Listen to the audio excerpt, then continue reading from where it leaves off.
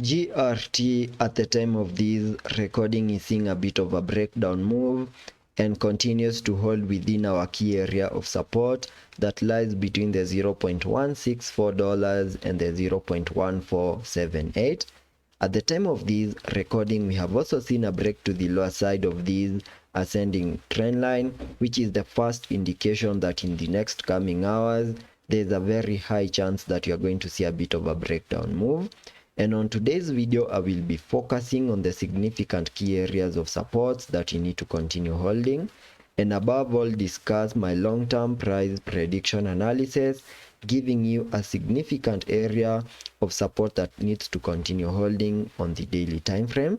And above all, for those of you that want to take a trade, you can check out BitGet, which is my go-to exchange. And you can see that to sign up, all you need to have is an email address and a phone number for registration, where you can be able to claim a welcome pack of up to 6,200 USDT. Jumping back to the charts, I want to start the video here on the 4-hour chart by first giving you a recap of this Elliot structure that I have on the charts, where you can see that from the lows that we made on the 6th of September, we saw a very nice bounce to the upside, and we picked in this 1-2 setup. And after we completed the 1-2 setup, we continued to obey the Elliot structures, where we first picked in this Elliot wave count 1. And after we picked in that wave 1, we saw a bit of a pullback in the formation of an Elliot wave count 2, whose minimum target areas I have marked here on the charts using this target area, an area that I came up with using the Fibonacci's, pulling the fibs from the low of the first wave to the high of this Elliot wave count 1,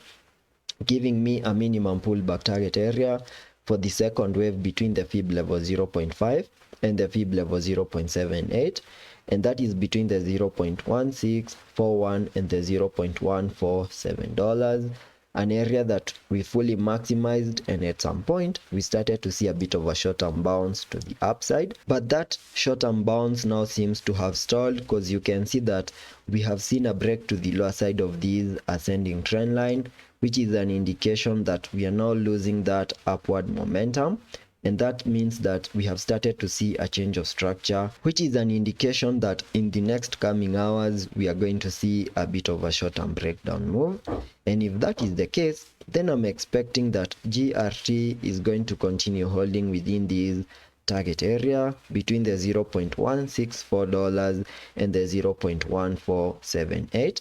And as long as you continue holding within this area, there's a chance of another bounce back, managing to break above key areas of resistances.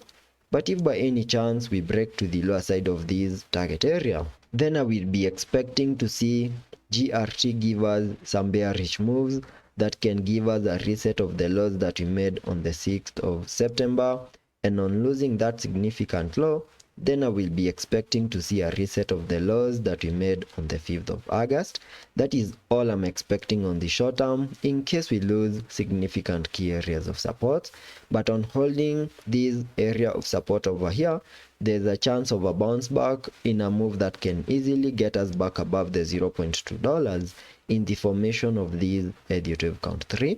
Jumping to the daily chart, I still believe that we got our bear market lows last year and started an aggressive bounce to the upside that peaked above the 0.4947, completing the formation of this Elliot wave count 1. And after we picked in that Elliot wave count 1, we started a bit of a short-term breakdown move in an Elliot wave count 2 into the minimum target areas for the second wave, highlighted on the charts using this blue target area, an area that we have now fully maximized, and there are very high chances that we have the lows in place for the second wave, and in the next coming weeks or maybe months, we are finally going to see the start of an impulsive Elliot wave count 3, then expect a wave 4, then continue pushing even higher in an Elliot wave count 5. But we need to have in mind that for that movement to play out, we need to see GRT holding above the fib level 0.88 on the Fibonacci's, and that lies above the 0.1272.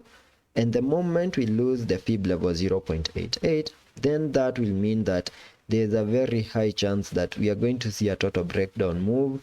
giving us a reset of the bear market lows and possibly giving us new bear market lows before we can start that aggressive bounce to the upside, possibly taking us to new all-time highs. So that is all I'm expecting on the long term here on the GRT chart, and let's be patient and see how that plays out, and I will be keeping you up to date.